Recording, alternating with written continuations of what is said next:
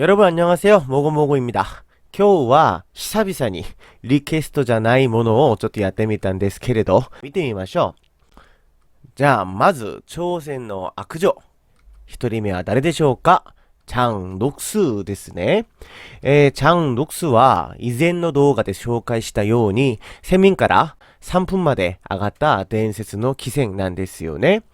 で、実際記録を見てみると、賄賂が大好きで、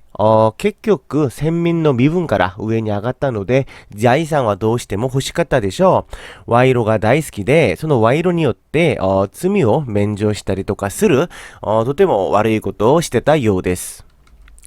で、연산군が気に入った궁녀たちを処刑するなど、嫉妬もすごかったようですね。で、それと、本人のスカートをちょっと間違って踏んでしまった他の汽船を処刑するなど、かなり悪いことを繰り返したらしいです。で、結局は処刑されますが、本人が処刑された後、民衆が投げた石が山となるという記録があるぐらい、民衆からの恨みはすごかったようですね。じゃあ、二人目は、정난정ですね。ドラマだったら、音女とか4人天下で皆さんご覧になることができると思いますけれども、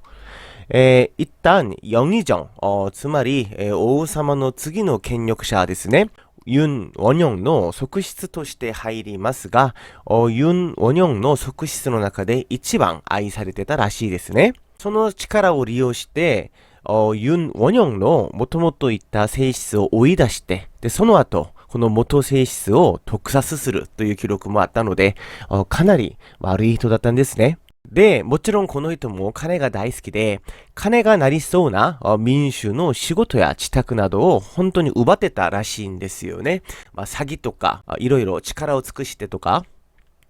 民衆の仕事と知託などを奪って、すごく周りからの悪評はすごかったらしいです。で、王様専用の堕落のお粥を皆さん初めて聞いたと思いますが、いずれか動画にしたいと思いますけど、王様専用の堕落のお粥というのがありました。つまり、ミルクのお粥なんですけれども、朝鮮は完全農業国家だったので、牛というのがとても大事なんですけれども、その牛の食料になるミルクというのを人間が食べるのは、本当に堕落した人じゃないと食べれないということで、王様も家臣たちの許可がないとなかなか食べれない。とても希少な感触だったんですけれども、この정난정は自分の力を使って王様しか飲めないこの堕落のお粥を飲んだり、で、または使用人にもあげるぐらいのことをしたんですよね。つまり王様専用のものを自分が食べるだけではなくて、その平民というか先民にあたる使用人にもあげたということは、王権に対するかなりの挑戦でしたね。簡単に言うと、身の程を知らず、すごく調子に乗っていたということなんですよ。結局は、コネだった文正王后が死んだ後、自分も結局周りから嫌がれたのはしてたんでしょうか。特で自殺をします。ちなみに、夫であるユン・ウォニョンも、정난정が死んだ後、5日後に死にます。3人目はちょっと疑問ということでクエスチョンマークつけておりますが、チャン・オクジョン、皆さんが大好きなチャン・ヒビンですよね。동의とかドラマチャン・オクジョンでご覧になることができると思いますが、一旦記録だけ見ていきましょう。妊娠した동의を棒ですごく叩いたという記録もあったり、で、死刑の前に自分の息子と会って、息子を不妊にさせた。息子の大事なところを握りつぶして子供ができない体にしたという記録もあります。そして、性質が死ぬように宗教的な呪いの儀式を行ったという記録もあって、今までは三大悪女に入っていましたが、私が以前の動画でちょこっと言ったと思いますけれども、一旦公式の記録では実際は悪行は確認ができないんですよ。つまり、ちょっとチャン・ヒビンの反対派が書いた書籍などの記録によるもので、結局は最近では政治または歴史の被害者ではないかという評価があると言いましたね。なので最近の研究学会または韓国の中でも評価もですね、ものすごく再評価がされています。じゃあそうですと、3人目は実際誰になるのかという話なんですが、その前に、チャン・ヒビンと関わりのある人を見てみたいと思います。それは、チェ・スクビン、つまり皆さんが大好きなドギですよね。で、実際ドギがなんで悪女になる可能性があるかというと、一旦まず、チャン・ヒビンが自分をいじめていると王に報告したというのは公式の記録にあります。ただ、チャン・ヒビンが本当にこのチェ・スクピンをいじめたという公式の記録はないので、これはもしかしたら嘘ではなかったのかなということなんですね。で、その後、チャン・ヒビンが息子の健康のために行った儀式を性質の呪いと虚偽報告します。つまり、先ほどチャン・ヒビンの時に紹介した性質の呪いというのは、実際は息子の健康のために行った儀式なんですけれども、チェ・スクピンはそれを王様に虚偽報告をしたということなんですよね。一旦、こういった記録はあるんですけれども、まだその真相ははっきりはしてないんですよ。なので、今のところでは、政治と結託し、反対派のチャン・ヒビンを追い出して、結局、息子を王にさせた、お母さんとしては勝利者だったということですよね。